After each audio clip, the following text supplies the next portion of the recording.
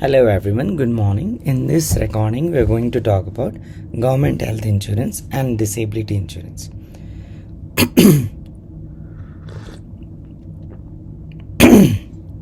Okay, sorry about that.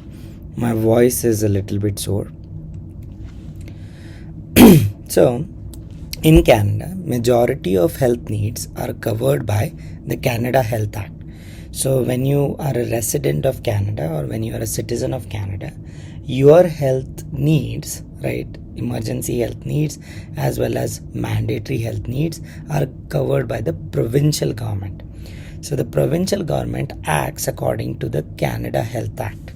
So let's read through and understand. So Canada Health Act is the Canada's federal health insurance legislation that establishes the criteria and conditions that province and territories must adhere to in order to qualify for full federal contributions under the Canada Health and Social Transfers, right, legislation. So what does this mean? That federal government actually transfers money to the provincial government if they fulfill certain guidelines for healthcare. Okay.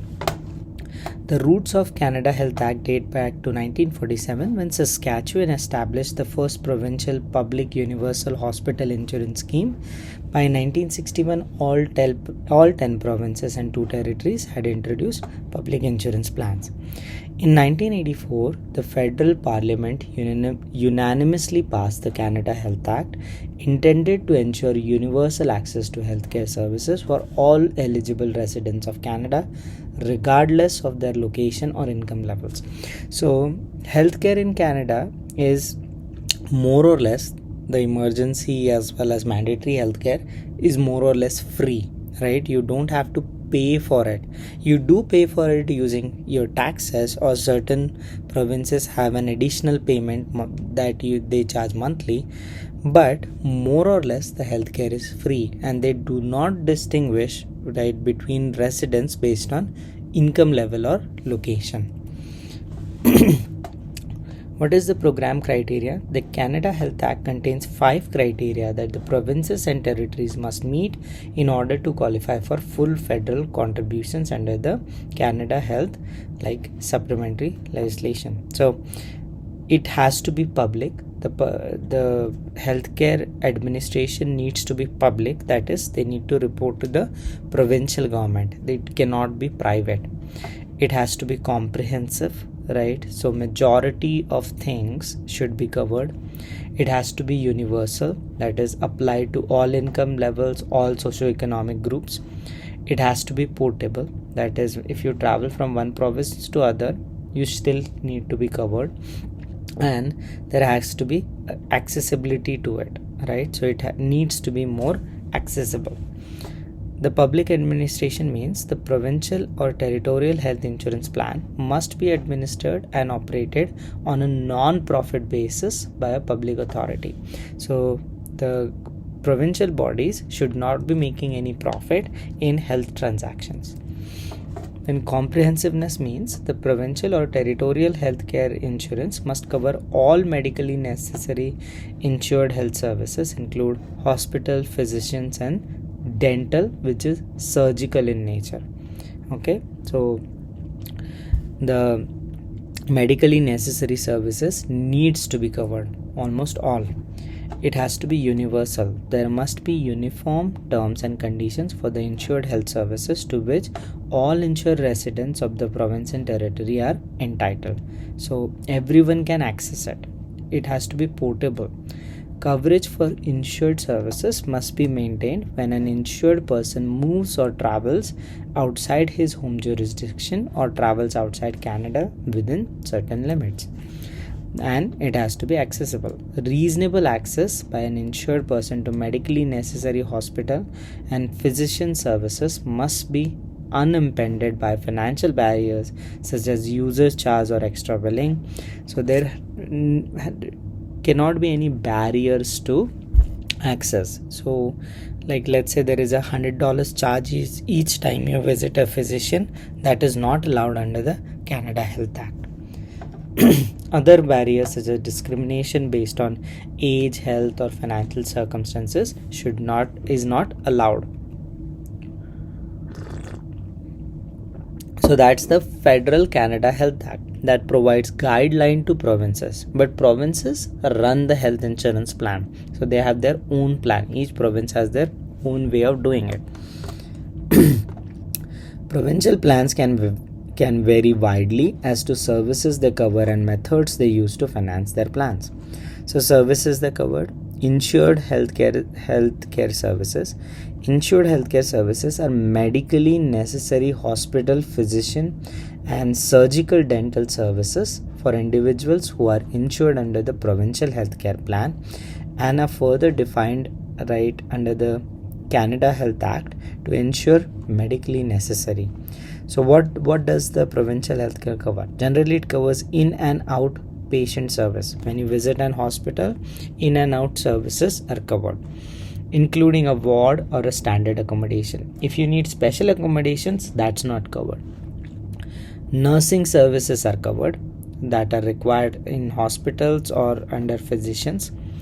Diagnostic services, including items such as blood work and x-rays, are covered.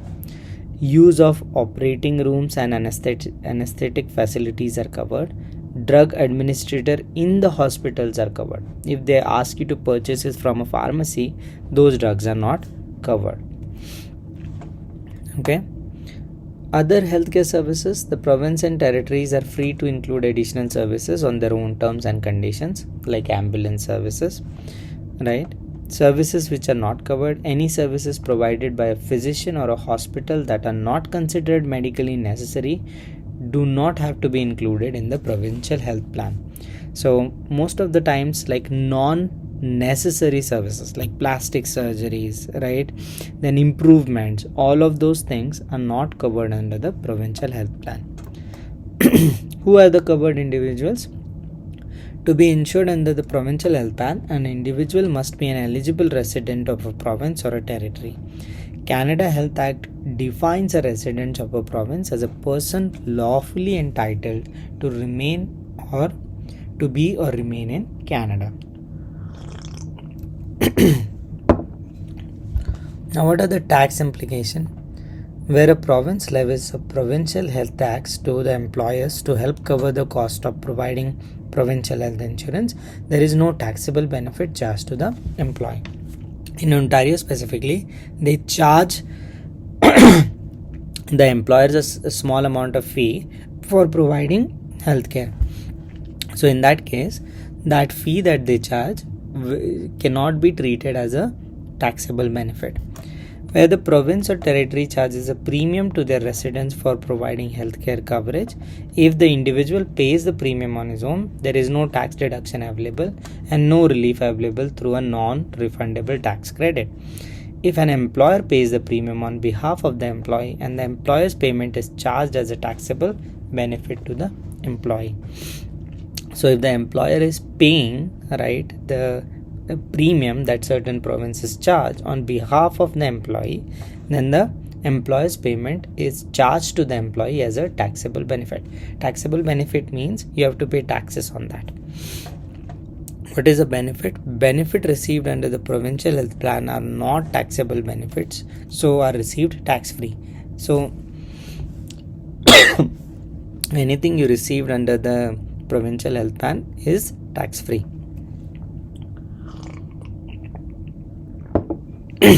Now, even though we have public health insurance, a lot of people buy private health insurance because not all things are covered under the public health umbrella.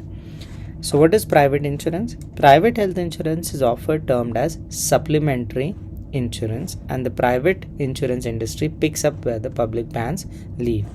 The Canadian law stipulates that private health insurance cannot offer coverage for services that are specifically covered by the provincial plan, though in some instances, private insurance can provide reimbursement for amounts incurred beyond that which public insurance covered. So there is a clear guideline. So whatever is offered for free under the public umbrella, the private health insurance cannot cover those parts. Examples of supplementary services through private insurance include things such as drug coverage. So if you're buying drugs from the pharmacy, right, then those drugs are covered under the private health plan. and dental insurance, and these types of services generally offered through two types of private insurance: group insurance and individual health insurance. The benefits and services covered under the extended health benefit, that is private insurance, are intended to supplement those benefits covered under the provincial health plan and may include things like prescription drugs. So prescription drugs are covered under the private health insurance plan. Semi-private and private hotel accommodation, hospital accommodation, medical and hospital expenses incurred outside of Canada, right? So general accommodation is generally covered under provincial plan, but if you want private or semi-private hotel accommodations like your own room, then basically you need to pay for that if it is not provided by the hospital. Then medical and hospital expenses incurred outside of Canada while you are traveling, right, within prescribed limits are usually provided by the private health insurance. Okay, so when you travel outside of Canada and you incur some emergency services, then your province will usually pay, right, for those services at their prescribed rate. So let's say I'm in Alberta, I travel to United States, right, and Montana for example, and something happens to me in Montana. So whatever emergency medical was provided to me, I can put a claim to the provincial government for those expenses. The provincial government will pay at Alberta's rate. So maybe my bill is $40,000 because American medical bills are very expensive, but Alberta will only pay $10,000 because that's the rate in Alberta. So $30,000 of extra, that for that usually private insurance is helpful. Okay. Services of paramedical professionals like chiropractors, physiotherapists, optometrist, all of this is not covered. Vision care, some eye examinations, eyeglasses, contact lenses are not covered. Hearing aids and special appliances and equipments, fiber cast, artificial limbs, etc. are not covered by the provincial health, so it is covered under the private health. So all these services are covered under the private health insurance if you buy it. Then the dental coverage is not available under the provincial guidelines yet. There are plans to include it, but majority of Canadians are not covered for dental right now. So private health insurance helps there. The type of services included in dental plans depend on level of plan purchased and can generally be divided into three categories. Basic preventative services, that includes regular checkup, hygiene and basic filling and extractions. Major services that are more extensive, including items such as restorative works, crowns and bridges. Orthodontics treatment is sometimes limited to children but may also be extended to adult members. Okay, so what is the private health insurance plan design? The price of health and dental plan is contingent on number of factors in addition to the actual services covered under the plan.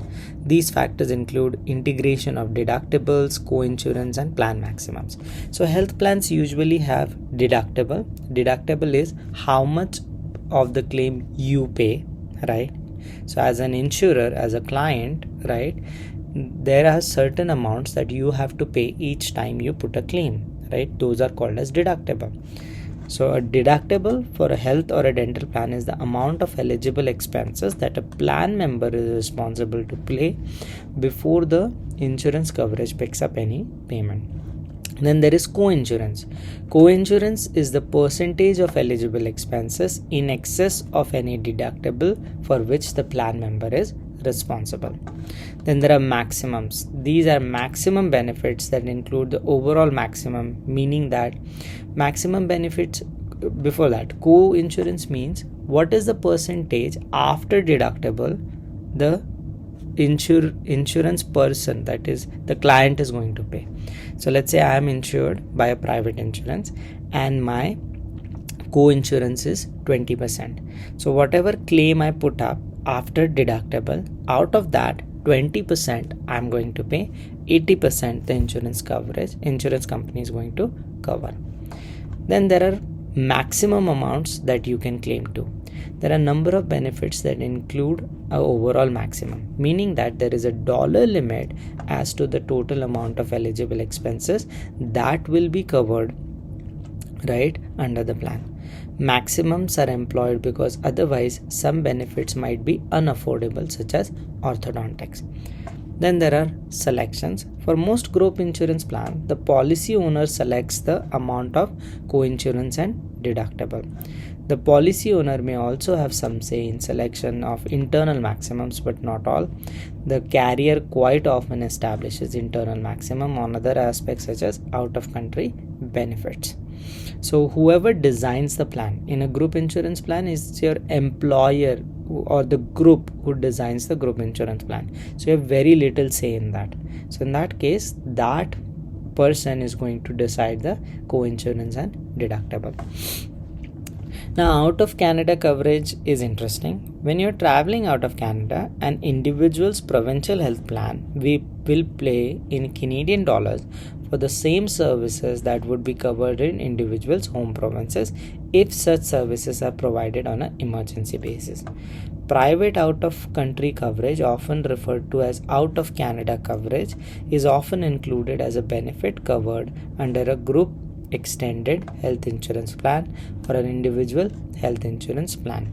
Many individuals assume they have an out-of-country coverage through their group insurance plans, which may be true, but there are many situations where the coverage could be inadequate or may not be originally anticipated. Or the fact that many group plans limit out-of-country coverage to 30 or 60 days maximum. So you have to be very careful. If you have a group plan from your employer, you need to read the the invisible link very carefully, the contract very carefully, because there might be number of restrictions that the plan places. Individual out-of-country coverage can be purchased directly from specialized insurance carriers to cover out-of-country travel. Okay, so travel plans basically cover, right, you in case you do not have coverage and you're traveling out of Canada. Premiums. The premium paid by the employer on behalf of employee for health or dental benefit is tax deductible by the employer as a business expense, and it is usually not considered as a taxable benefit to the employee. Okay, benefits. Health and dental benefits received under the private health plan are not a taxable benefit to the recipient, so are received tax-free. Okay, there is creditors insurance, a separate slide which we'll discuss later on. So that was about health insurance. Okay, now we are going to start discussing about disability insurance. So what is disability insurance? A lot of people consider like life insurance. So if something happens to the earning member of the family, the rest of the family gets paid, right? That is life insurance. It protects life, but it doesn't protect disability. So if the person is alive, your client is alive, but is not able to work, life insurance is not going to help in those aspects. So disability insurance helps if you're alive, if you're surviving, if your client is surviving, but the client is not able to work. Okay, so this got repeated. So let's look at the overview. While life insurance provides protection for an individual in event of premature death, disability insurance provides financial protection to an individual who becomes unable to work because of health impairment. Disability insurance pays a benefit during the insured's individual lifetime and is commonly called as living benefit. So how does it work? If you're not able to work and you have a disability insurance, right, the disability insurance is going to pay you a regular income, right? It substitutes your regular income. Generally not 100%, right? It can be in the range of like 50 to 75% of your regular income can be replaced by a disability benefit. Okay, so there are individual disability insurance that you can buy. Individual disability insurance provides a regular income when an insured individual suffers a disability. Morbidity refers to the rate of incidence of diseases and differs from mortality. Now, most insurance policies, right, have different occupation classification. So based on your occupation, they will give you coverage, right? Class 1 is usually office workers in a professional setting. They usually have lowest risk. Class 6 could be like people who have highest risk in their profession. For example, firefighters or policemen, etc. In between there are class 2, class 3, class 4. So depending on where your profession lies, they will charge you a premium. Okay. There are other factors that decide underwriting the cost. An individual's age and sex affects the determination of premium established for the policy. Men have higher disability premium because the chance of let's say disability is higher. An applicant's current health is also an important consideration in underwriting of her application. Similar to life insurance, an individual's health condition will determine if she qualifies for coverage at a standard rate. An extra rating is applied to policy rates. Restrictions are written into the contract where disability due to certain conditions is not covered. So depending on your health, right, they will charge you premium. If you have extra risk, they will charge you extra premium. She may receive an outright decline if the health is not that great when you're going for insurance.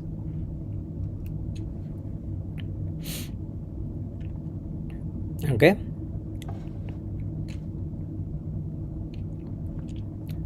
Then individual disability insurance. The policy owner of an individual disability insurance may be the individual herself or maybe another business partner. There are different definitions of disability. There are generally 3 variations to the definition of disability: own occupation, regular occupation, and any occupation. Own occupation is the most expensive policy. Why? Because it will give you coverage if you're not able to work in your own occupation. Okay, it means you have a disability and let's say you are a skilled mechanic who uses the hands a lot, or you're a surgeon who uses your hands a lot, right? So this disability policy will give you coverage if you're not able to work as a surgeon, even though you can work like in any other profession, but that was your primary job, that was your skill set, something happened to your hands and you're not able to work, the coverage will start. Regular occupation means, right, for certain time period it will cover you for your own occupation, but after that if you're able to work in other occupations, the coverage will stop. Any occupations is the cheapest policy because it means you need to be disabled, right, to an extent that you cannot work at all, right? So if you are a surgeon, right, something happens to your hands, but you can work in other professions, the coverage will not start. Your disability needs to be so severe, your client's disability needs to be so severe that they cannot work at all. Okay. Then disability policy usually has a waiting or elimination period.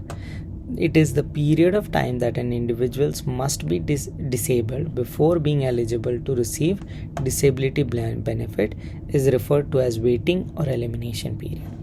Then there is a benefit period for how long the benefits are going to be provided. Usual terms are 2 years, 5 years, 10 years, or up to the age of 65. Up to the age of 65 policies are very expensive.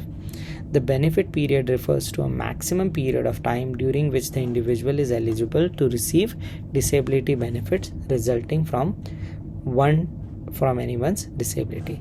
Then there are benefit maximums. Each carrier sets out maximum benefit limits regardless of individual's income. If the individual pays a premium on her own policy, benefit is usually not taxed. There are other contractual provisions. So there are policies that are cancelable or non-cancelable. Cancelable means, right, at renewal dates, the insurance company can decline to insure you. Non-cancelable means at renewal dates, if your paying premiums, they can charge you higher premiums if your risk has increased, but they cannot cancel the policy. So cancelable means can be changed by the insurance company. Non-cancelable means the policy is fixed.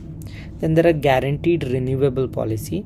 So you as an insurance person, like insurance client, has the right to renew. For that you must be employed and you need to be under a specific age to renew it. Carriers can increase premiums, but they cannot decline insurance. Then there can be conditionally renewable policies. They cannot decline based on bad health, however could decline to renew all policies in a certain age class. Commercially renewable, carrier has complete discretion. Workers' compensation offset, carriers can lower premium if simultaneous payments are made from both plans. So workers' compensation means every province has a provincial body, workers' compensation body. So in case you are injured during your work hours or during your work capacity, then the workers' compensation body pays you certain benefits. So in that case, the insurance premiums can be lower, right? Because the insurance company will consider those benefits and pay any difference, right? So let's say you have an insurance for $3,000 of monthly payment. If workers' compensation body in Alberta is paying you $1,500, then the insurance company is only going to pay $1,500. It's not going to pay the entire amount. So that's an important consideration. It can lower your premium. There can be different riders. Similar to individual health insurance, disability insurance provides individuals with an opportunity to enhance her coverage through the addition of riders. A disability rider allows the applicants to customize the plan to closely align her specific needs. What is rider? Riders are add-ons that you have to pay for.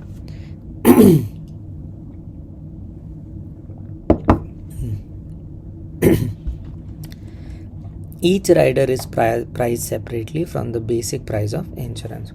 There is automatic coverage enhancement, so it increases payouts annually without need to provide evidence of good health.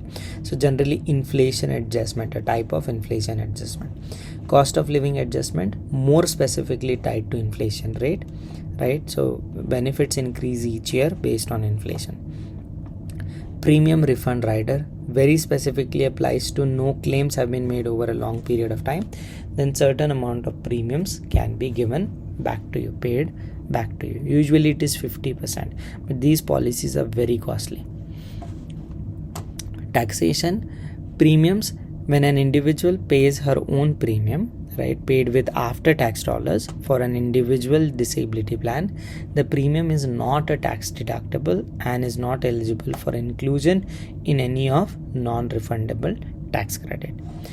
When you receive benefits, and if you have paid your own premium, then any benefits received under the policy are treated as non-taxable income. Okay. Most people have group disability insurance, that is, their employer provides that insurance. So the long-term nature of disability claims can be very costly for an insurance carrier. So many are quite particular about type of organizations they are willing to underwrite for a long-term disability benefit. The characteristics are: the basic principle of group insurance also applies to group disability insurance. With group disability insurance, the employer or association establishes the key parameters of the group contract, given that the employer or association is the policy owner. So your employer decides the terms of the policy. Product design, the benefits under the group long-term disability insurance offered through an employer plan is normally designed as a percentage of annual earning, employees' annual earning.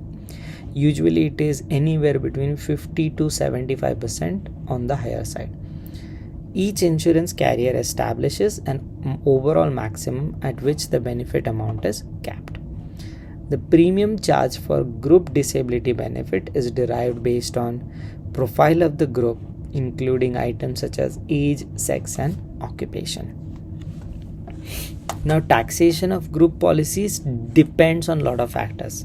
if the premium payments are made by the employer, so employer paid the full premium and did not charge it as a taxable benefit to the employee, then benefits received are taxable to the insurance person. So your client has a plan with the employer, with his employer, and the employer is paying the premiums, right? And the employer is not charging the client as those premiums as taxable benefits, then benefit received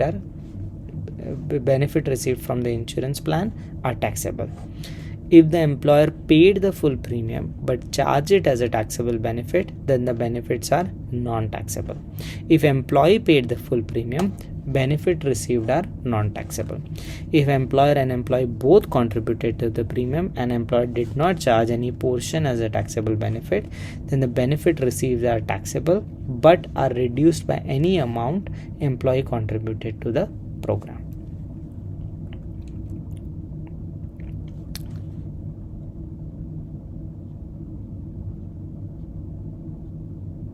Okay, so the next part is long-term care insurance. So there is possibility of needing constant care or supervision because of failing health condition that can create tremendous worry. Long-term care insurance is one of the options available to prepare for financial consequences associated with failing health that often occurs as we age. Long-term care insurance made its debuts in the early 1990s. So what is long-term care insurance? So as we age, we might need extra help. So we might need like personal assistant in our old age, right? Or like nurses to attend us in our old age. So long-term care insurance covers for those aspects. So what are the plan features? So there are different things, like there is an income model, specific amount is paid, least restrictions, most flexible, most expensive. Then there is indemnity model. The expenses are reimbursed on daily basis, more restrictive, lower cost. Then there is reimbursement model. Only actual expenses are reimbursed, most restrictive, reimbursed on daily, monthly or lowest cost basis. Then there is level of care that is built into different plans. Each carrier plan will differ with regards to covered services and level of care that is indicated as an integral part of the policy. Types of care include home care as well as facility care. There is elimination or waiting period. The individual selects the elimination. Elimination means how long the plan will last, and waiting means when will the benefit begin. Usually can be 0, 30, 60 or 90 days. That's the waiting period. Okay. So when you buy a long-term care plan, the plan can provide you benefits based on income. So certain percentage of income can be provided. Indemnity means it will provide you like a daily amount and you can use it to expense however you wish. Or it could, whatever expenses you actually have, let's say you actually pay a nurse or actually pay a long-term care worker, then those reimbursements can be made. The least expensive is the reimbursement model. The benefit amount and period. The daily benefit amount can range from $20 to $400 per day, or this can be converted into a weekly or monthly amount. The maximum period for benefit payment is established at the time of purchase, and common benefit periods include 1 year, 2 years, 5 years, 10 years, and lifetime. Then there are exclusions. It is common for long-term care plans to exclude specific conditions such as self-inflicted injuries, alcoholism, and some drug addictions, and mental and nervous conditions with no organic cause. Now, when you make a claim, when is the claim eligible? To determine if an insurance individual qualifies for benefit under the long-term disability plan, the insurance carrier uses activities of daily living as the measuring criteria. ADL are normally defined as bathing, dressing, toileting, transferring, and eating. If you are able to do these, then the insurance claims don't start. If you are not able or need assistance doing these, then the insurance claim starts. Some carrier may also add continence. Okay. If an individual is unable to perform 2 of the activities of daily living, they are judged as being eligible for benefits. So if you are unable to do 2 or more activities, right, based on these, right, without assistance, then you are eligible for benefit. While the use of ADL is common across insurance carrier, the number of activities that the individual must be unable to perform, right, may differ based on insurance companies. Who are covered? The initial purchase of long-term care insurance is commonly available for individual ages 40 to 80. For those who reach the age of 80, it is common for coverage to continue if it is already in force, but you cannot buy beyond the age of 80. While some individuals may purchase long-term care for themselves, it is also quite permissible to purchase the plan for a relative such as parent, in-laws or spouse. Premiums. Most long-term care policies are guaranteed renewable, whereby the insurance carrier cannot cancel the policy provided the premiums are paid as required, and they have to renew it right at the renewal time. But the carrier can take future premiums changes for the policies in a particular class. What are the income tax implications? Premium paid for long-term care insurance do not qualify as a medical expense and are not deductible in any way as a non-refundable tax credit. So whatever premiums you pay for long-term insurance do not qualify as a medical expense, and you cannot claim any tax credit on that. Benefit payments received from long-term care policies are non-taxable and are not treated as income. Okay, that covers our topic of discussion for today.